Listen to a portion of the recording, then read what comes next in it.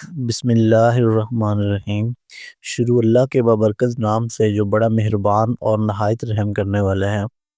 السلام علیکم ورحمۃ اللہ وبرکاتہ۔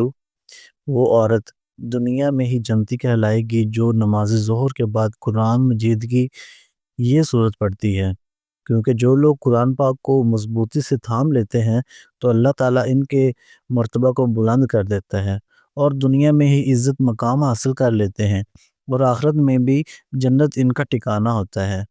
اور جو لوگ قرآن پاک کی تلاوت اور تعلیمات سے دور رہتے ہیں اور اپنی زندگی اپنی مرضی اور چاہت سے بسر کرتے ہیں تو پھر ایسے لوگوں کو اللہ تعالیٰ ذلیل و خوار کر دیتا ہے۔ حضور نبی اکرم صلی اللہ علیہ وآلہ وسلم نے ارشاد فرمایا کہ اللہ تعالیٰ قرآن مجید کی وجہ سے بہت سے لوگوں کا سر بلند فرمائے گا اور بہت سے لوگوں کو ذلیل و خوار کرے گا۔ تو ناظرین، جو شخص بھی قرآن مجید کی تلاوت کرتا ہے تو اللہ تبارک و تعالیٰ کے مقرر فرشتے اس پر رحمت بھیجتے ہیں، حتیٰ کہ چونٹیاں اپنے سوراخوں میں اور مچھلیاں سمندر میں اس کے لیے دعائیں مغفرت کرتی ہیں۔ اللہ کے ایک بزرگ حضرت سیدنا خالد بن معدن رحمۃ اللہ علیہ فرماتے ہیں کہ قرآن پاک پڑھنے اور پڑھانے والے کے لیے سورت ختم ہونے تک فرشتے استغفار کرتے رہتے ہیں۔ اس لیے جب تم میں سے کوئی بھی دن کے آغاز میں جو کوئی بھی سورت پڑھے تو اس کی دو آخری آیات چھوڑ دے تو دن کے آخری حصے میں اسے ختم کرے، تاکہ دن کے شروع سے لے کر آخر تک پڑھنے اور پڑھانے والے کے لیے فرشتے استغفار کرتے رہیں۔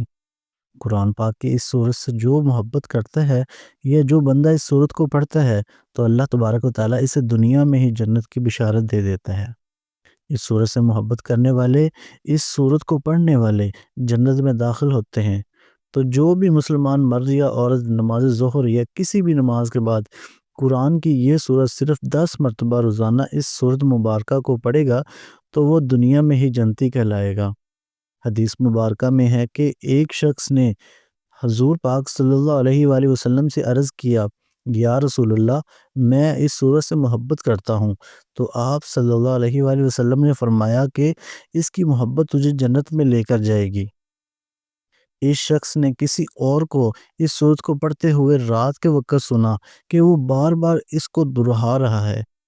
صبح کے وقت اس شخص نے حضور صلی اللہ علیہ وآلہ وسلم سے ذکر کیا، گویا کہ وہ اسے ہلکے ثواب کا کام جانتا تھا۔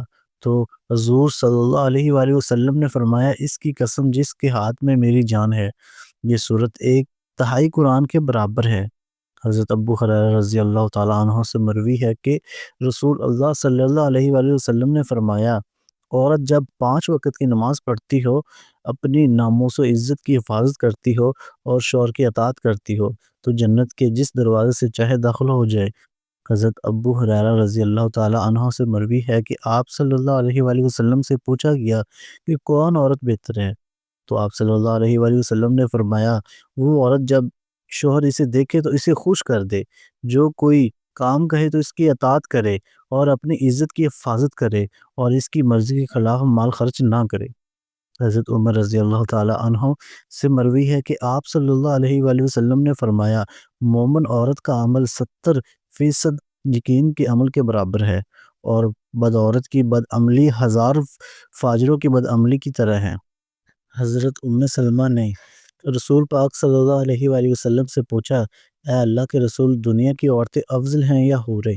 تو آپ صلی اللہ علیہ وآلہ وسلم نے فرمایا، دنیا کی عورتیں حوروں سے افضل ہیں۔ حضرت ابو ہریرہ رضی اللہ تعالیٰ عنہ سے مروی ہے کہ آپ صلی اللہ علیہ وآلہ وسلم نے فرمایا، جو عورت گناہ نہ کرے اور اپنی عزت کی حفاظت کرے اور شوہر کی عزت فرما برداری کرے، اس کے لیے جنت 8 دروازے کھول دیے جاتے ہیں، اور اس سے کہا جائے گا کہ جس دروازے سے چاہو جنت میں داخل ہو جاؤ۔ ایک حدیث میں نبی کریم صلی اللہ علیہ وآلہ وسلم نے فرمایا، کیا میں تمہیں تمہارے جنتی مردوں کے بارے میں نہ بتاؤں؟ نبی جنتی ہیں، صدیقین جنتی ہیں، شہید جنتی ہیں، معصوم بچہ جنتی ہے، وہ شخص جنتی ہے جو اپنے مسلمان بھائی کی زیارت کے لیے شہر کے آخری کنارے پر محض اللہ کی رضا کے لیے جاتا ہے۔ اور تمہاری جنتی عورتوں میں سے ایک وہ عورت جنتی ہے جو خاوند سے محبت کرنے والی، بہت بچے پیدا کرنے والی اور اپنے خاوند سے گہرا تعلق رکھنے والی، خاوند جب اس سے ناراض ہو جائے تو اس کے پاس جاتی ہے حتیٰ کہ اپنا ہاتھ اس کے ہاتھ میں دے دیتی ہے اور کہتی ہے کہ میں اس وقت تک پلک نہیں جھپکوں گی جب تک تم راضی نہ ہو جاؤ۔ لیکن اس کے برعکس آج کل کی عورتوں میں مذکورہ صفات کی عورتیں کم ہیں۔ اس حدیث کی روح سے عورت کے اندر مرض سے بے اتنائی اور پکڑنے کا جذبہ نہایت ہی خطرناک ہے۔ اس کے برعکس خاوند کی ناراضگی دیکھ کر اس کو منانے اور راضی کرنے والا جذبہ عورت کو جنت میں لے جانے والا ہے۔ آج کل کی عورتیں زیادہ بچے پیدا کرنے سے گریز کرتی ہیں، محض کہ ان کے زیادہ بچے جننے سے ان کے حسن رہانی میں کمی آ جائے گی، یا بعض وسائل کی کمی کا بہانہ پیش کرتی ہیں۔ یہ دونوں ہی باتیں غلط ہیں۔ حکم شریعت اور اجر و ثواب کے معاملے میں اپنے حسن و جمال کو برقرار رکھنے کو اہمیت دینا ایک مسلمان کی شان کے خلاف ہے۔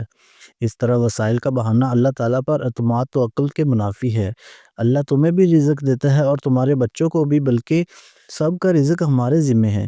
زمین پر چلنے والوں کا رزق اللہ کے ذمہ ہے، اور اگر بیوی کو نفلی عبادت کا شوق ہو تو اچھی بات ہے، لیکن اگر اس شوق کو پورا کرنے میں خاوند کے حقوق کی تلفی نہ ہو، اس لیے نفلی عبادت میں خاوند کی اجازت ضروری ہے۔ اگر بیوی خاوند سے کوئی دینی کوتاہی دیکھے تو وہ بڑوں تک اس کی شکایت پہنچا سکتی ہے تاکہ اس کی اصلاح ہو سکے۔ ہر نماز اپنے وقت پر پڑھنی چاہیے۔ بیوی کی نفلی عبادت سے خاوند کی حق تلفی ہو تو خاوند اس سے روک سکتا ہے یا اس میں تخفیف کرنے کا حکم دے سکتا ہے، وغیرہ وغیرہ۔ عورت اپنے غریب خاوند کو زکوٰۃ دے سکتی ہے۔ نبی صلی اللہ علیہ وآلہ وسلم نے ایک عید کے موقع پر خطبہ دیا، ان میں عورتوں کو بھی الگ و حفظ فرمایا، جس میں ان کو کثرت سے صدقہ خیرات کرنے کی ترغیب فرمائی۔ حضرت عبداللہ بن مسعود رضی اللہ تعالیٰ عنہ کی اہلیہ رسول اللہ صلی اللہ علیہ وآلہ وسلم کی خدمت میں حاضر ہوئی اور کہا، آج آپ نے صدقہ کرنے کا حکم فرمایا، میرے پاس میرا کچھ زیور ہے، میں نے اسے صدقہ کرنے کا ارادہ کیا ہے۔ تو ابن مسعود کا خیال ہے کہ میں جس لوگوں پر صدقہ کروں تو اس کے مقابلے میں وہ اور ان کی اولاد زیادہ مستحق ہے۔ آپ صلی اللہ علیہ وآلہ وسلم نے فرمایا، ابن مسعود نے سچ فرمایا، تیرا خاوند اور تیری اولاد ان کے مقابلے میں زیادہ حقدار ہے جس پر تو صدقہ کرے گی۔ ایک دوسری روایت میں ہے کہ آپ صلی اللہ علیہ وآلہ وسلم نے حضرت زینب کے سوال کے جواب میں فرمایا، ہاں وہ اپنے خاوند کو صدقہ دے سکتی ہے، اس میں اس کے لیے 2 گنا اجر ہے، ایک حق قرابت کی ادائیگی کا اجر اور ایک صدقے کا اجر۔ اس سے معلوم ہوتا ہے کہ خاوند اگر غریب ہے، اس کی آمدنی سے گھر کے اخراجات پورے نہ ہوتے ہوں اور بیوی نصاب حیثیت ہو یا اس کے پاس زیور ہو، تو اس کے لیے زکوٰۃ کی رقم اپنے خاوند کو دینا نہ صرف جائز ہے بلکہ افضل ہے۔ اسی طرح وہ ڈبل اجر کی مستحق ہوگی۔ اس طرح زیر پرورش یتیم بچوں پر زکوٰۃ کی رقم خرچ کرنا بھی 2 گنا اجر کا ثواب ہے۔ تاہم خاوند اپنی زکوٰۃ کی رقم اپنی بیوی اور اپنے بچوں کو خرچ نہیں کر سکتا، کیونکہ ان کے نان و نفع کا ذمہ دار وہ خود ہے، اور یہ ذمہ داری اصل مال سے ادا کرے گا، نہ کہ زکوٰۃ کے مال سے۔ عورت چونکہ خاوند کے نان و نفع کی ذمہ دار نہیں، اس لیے وہ اس کو زکوٰۃ دے سکتی ہے۔ عورت بھی ایک ایسی ہی انمول چیز ہے، مرد اس کی قیمت ادا نہیں کر سکتا، گویا کہ وہ ایسا عطیہ الہی ہے جس پر انسان اللہ کا جتنا بھی شکر ادا کرے، اس نعمت سے اور عطیے کا حق ادا نہیں ہو سکتا۔ عورت کائنات کی عظیم ترین ہستی ہے، اور اس عظیم ترین ہستی کو جو عزت، تحفظ، محبت، مقام اور حقوق اسلام نے عطا کیے ہیں، کسی اور مذہب میں اس کی کوئی مثال نہیں ملتی۔ اسلام سے پہلے عورت کی حیثیت ایک زر خرید غلام سے زیادہ نہ تھی، اس کا کوئی حق نہ تھا کہ عزت مقام نہ تھا، بیٹیوں کو پیدا ہوتے ہی زندہ دفن کر دیا جاتا تھا۔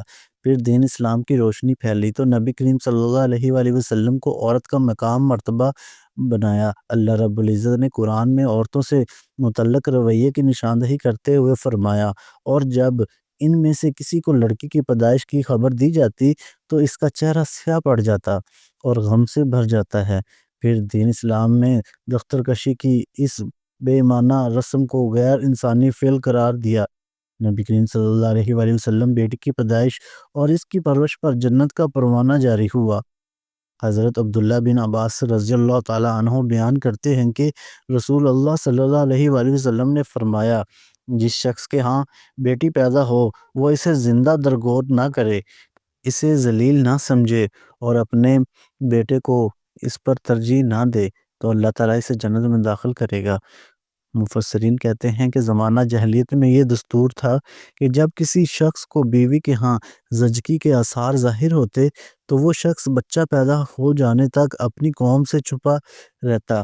اگر اسے معلوم ہوتا کہ بیٹا پیدا ہوا ہے تو وہ خوش ہو جاتا اور اپنی قوم کے سامنے آ جاتا، اور اگر پتہ چلتا کہ بیٹی پیدا ہوئی ہے تو غم زدہ ہو جاتا اور شرم کے مارے کئی دنوں تک لوگوں کے سامنے نہ آتا، اور اس دوران غور کرتا کہ اس بیٹی کے ساتھ وہ کیا کرے، ذلت برداشت کر کے بیٹی کو اپنے پاس رکھے یا اسے زندہ زمین میں گاڑ دے۔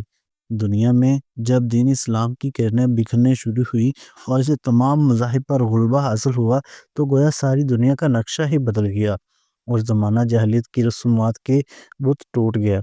اسلام نے لوگوں کو ظلم مت جہالت سے نکالا، اس کی صحیح تعلیم و تربیت کی اور انہیں انسانیت کا کھویا ہوا مقام واپس دلایا۔ زمانہ جاہلیت میں بیٹی کو جتنا بدقسمت اور بد نصیب خیال کیا جاتا تھا، اسلام نے اسے اتنا ہی خوش قسمت اور بابرکت ٹھہرایا۔ یہاں تک کہ عورت پر کسی قسم کا سخت بوجھ نہیں ڈالا، اسے معاشی ذمہ داریوں میں سے مبرا کر دیا۔ سو مسلمان خواتین کو بھی چاہیے کہ وہ اپنے دین کی بہت قدر کریں۔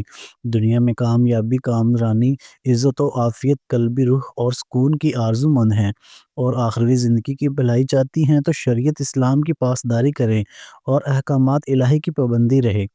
یاد رہے کہ اسلام نے عورت کا مقام متعین کرنے کا ضمن میں بھی اس فطرت کو پیش نظر رکھا ہے کہ اسلام عین دین فطرت ہے اور اس نے مرد عورت دونوں کو یکساں حقوق دیے ہیں، بلکہ عورت کو تو ماں کے روپ میں ہر رشتے پر فوقیت عطا کی ہے، مگر دونوں مرد و زن کا دائرہ کار الگ الگ ہے، اور اس حوالے سے آج کی عورت کو سنجیدگی سے سوچنے کی اور سمجھنے کی ضرورت ہے کہ اللہ پاک نے اسے نسلوں کی آبیاری جیسا انتہائی اہم کام سونپا ہے، تو اس کی ایک غلط سوچ، ایک غلط قدم اور رویہ پوری نسل تباہ کرنے کا باعث بن سکتا ہے۔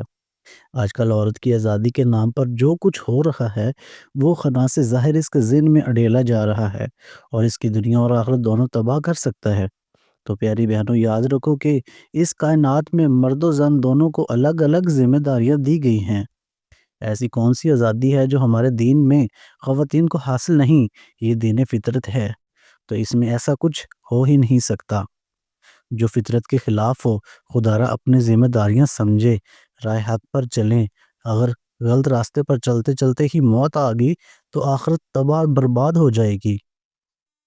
جو لوگ آزادی کے نام پر آپ کو اللہ کے راستے سے بھٹکا رہے ہیں، ان کی سازشوں کو سمجھیں اور پہچانیں اور ان کا اعلیٰ کار بننے سے گریز کریں۔ دنیا و آخرت کی بھلائی کامیابی کس میں ہے؟ تو آئیے ناظرین، آپ چلتے ہیں وظیفے کی جانب۔ تو ناظرین، قرآن پاک کی یہ سورت اخلاص ہے جو کہ 30ویں پارے میں موجود ہے۔ ایک بار سورت اخلاص کی تلاوت سماعت فرما لیں۔ بسم اللہ الرحمن الرحیم۔ قل هو اللہ احد اللہ الصمد لم یلد ولم یولد ولم یکن لہ کفوا احد۔ ایک روایت میں حضور نبی اکرم صلی اللہ علیہ وآلہ وسلم کو فرماتے ہوئے سنا، جو شخص اس سورت کو 10 مرتبہ پڑھے گا تو اللہ تعالیٰ اس کے لیے جنت میں ایک محل تعمیر کرے گا۔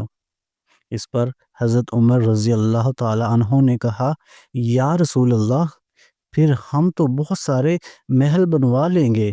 تو آپ صلی اللہ علیہ وآلہ وسلم نے فرمایا، اس سے بھی زیادہ، اس سے بھی اچھے محلات دیے جائیں گے۔